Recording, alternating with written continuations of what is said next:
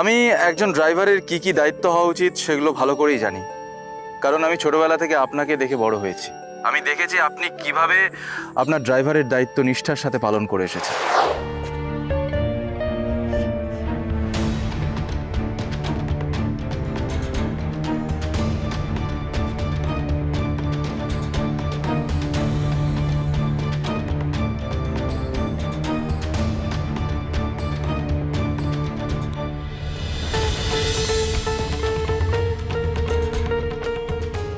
আসুন। Good. Finally, you did something properly, you know? দাঁড়াও।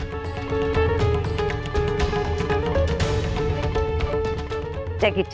এটা তোমার টিপস, রাখো। Thank you.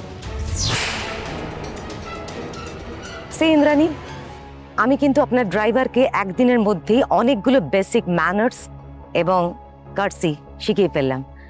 ব্রাইট ছেলে, তাড়াতাড়ি শিখে গেছে, কিন্তু ড্রাইভিংটা একটু স্লো। ঠিকঠাকই আছে। তা ভাবছিলাম আমার ড্রাইভার আগামী 10 দিনের জন্য দেশের বাড়িতে ছুটিতে যাচ্ছে।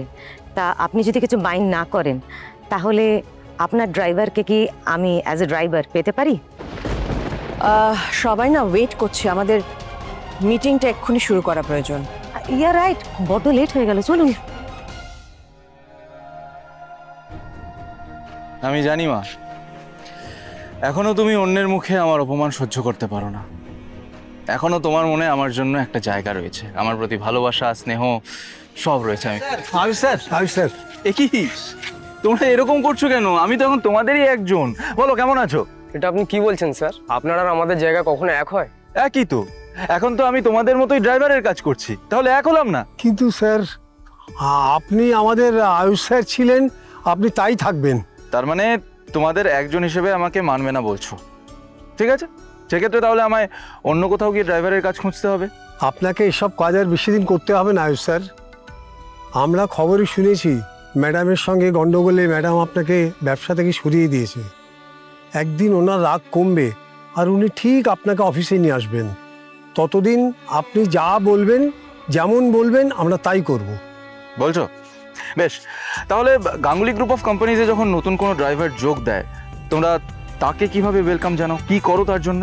আমরা তাকে স্পেশাল চা খাওয়াই স্যার। তাহলে আমার জন্য একটা স্পেশাল চা নিয়ে আসবে। এই যা তাতে নিয়ে আয় স্যার, চলে চা। স্যার, আপনার জন্য একটা বড় খবর আছে স্যার।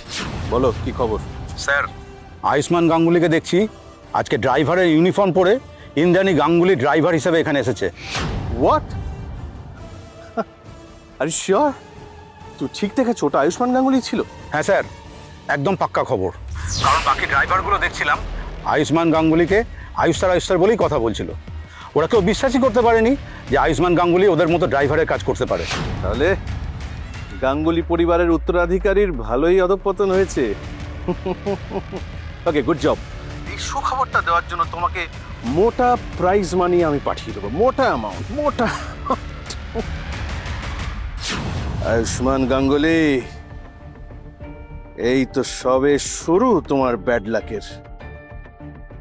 প্রথমে ডেলিভারি বয়ের চাকরি গেল, এইবার নিজের মায়ের নতুন ড্রাইভারের চাকরি, বাট আনফর্চুনেটলি সেটাও ঠিকবে না। কাঁচা হাতে ড্রাইভ করে এমন অ্যাক্সিডেন্ট বাঁধাবে যে তোমার মাও তোমাকে দূর দূর করে কাছ থেকে তাড়িয়ে দেবে।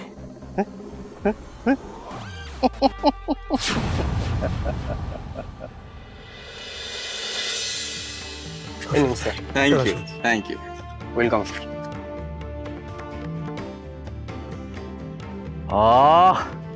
এটা একদম অমৃত। বলেছিলাম না স্যার, এটা স্পেশাল চা। আমরা সবাই মিলে ফাঁকা সময় এই চা খেতে খেতেই আড্ডা দিই। বেশ, তাহলে এবার থেকে আমিও সেই আড্ডায় যোগ দেবো, কেমন? ঠিক আছে। এক মিনিট। হ্যাঁ কুসুম, বলো। ছোট স্যার, আজ বাবার জায়গায় আপনি যে দেবী মায়ের ড্রাইভার হয়ে চলে গেলেন, এই কথাটা আপনি একবারও আমাকে বললেন না। আসলে তুমি তুমি হয়তো চিন্তা করতে, আমাকে নিয়ে টেনশন করতে, তাই ভেবেছিলাম বাড়ি ফিরে একেবারে তোমাকে বলবো। কিন্তু তুমি কি করে জানলে? বাবা বলেছে? বড় সাহেব বাবার সাথে কথা বলেছেন, তাই জন্যই তো আমি তাড়াতাড়ি করে আপনাকে ফোন করলাম। আচ্ছা ছোট সাহেব, ওখানে সব ঠিকঠাক আছে তো? দেবী মা কি আপনার উপর এখনো রাগ করে আছেন? আচ্ছা উনি আপনার সাথে কথা বলেছেন একটু হলেও? এসব কথা ভেবে আবার আরো চিন্তা হচ্ছে। তুমি একদম চিন্তা করো না, এখানে সব ঠিক আছে ম্যাডাম।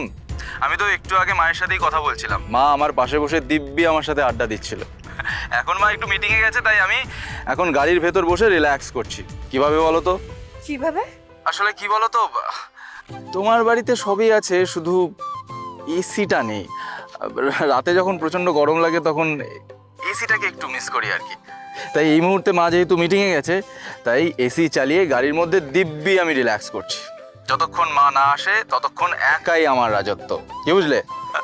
আমি একদম এসি চালিয়ে নিশ্চিন্তে এরা ঘুম দেবো, নয়তো গান শুনতে থাকবো। এই কাজ করতে গিয়ে আমোদ করা হচ্ছে, হ্যাঁ? বাবা তুমি ঘুমাওনি? এই দে ফোনটা, দে ফোনটা। এই যে তুমি কি মনে করো নিজেকে, আর ড্রাইভারের কাছ থেকে তুমি কি মনে করো? ছেলে খেলা, হ্যাঁ? ড্রাইভারের দায়িত্ব জানো, ড্রাইভারের কর্তব্য জানো। একজন ভালো ড্রাইভার তার গাড়িতে যদি মালিক বা মালকিন না থাকে, সে কখনো এসি অন করে না। তুমি অপব্যবহার করছো। তুমি গাড়ি থেকে নামো, নেমে দাঁড়াও।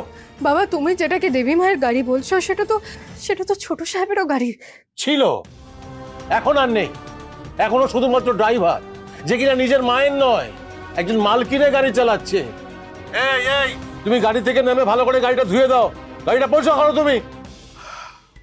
আমি গাড়ির বাইরেই দাঁড়িয়ে আছি শ্বশুরমশাই, আর গাড়িটাকে আমি গাছের নিচে রেখেছি এবং আমি লক্ষ্য করছি যাতে গাছের একটা পাতাও গাড়ির উপর না পড়ে। হ্যাঁ দেখো, আসলে কি বলুন তো, আমি একজন ড্রাইভারের কি কি দায়িত্ব হওয়া উচিত সেগুলো ভালো করেই জানি, কারণ আমি ছোটবেলা থেকে আপনাকে দেখে বড় হয়েছি। আমি দেখেছি আপনি কিভাবে আপনার ড্রাইভারের দায়িত্ব নিষ্ঠার সাথে পালন করে এসেছেন।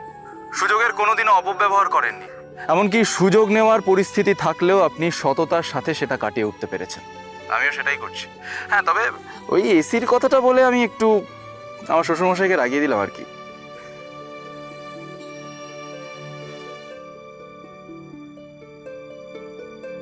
এই বলছি মা আসছে, আমি রাখলাম, পরে ফোন করছি। ওকে, টেক কেয়ার, বাই। মায়ের মন জেতার জন্য একজন ছেলে যে এত পরিশ্রম করছে সেটার যোগ্য মূল্য দিও ঠাকুর।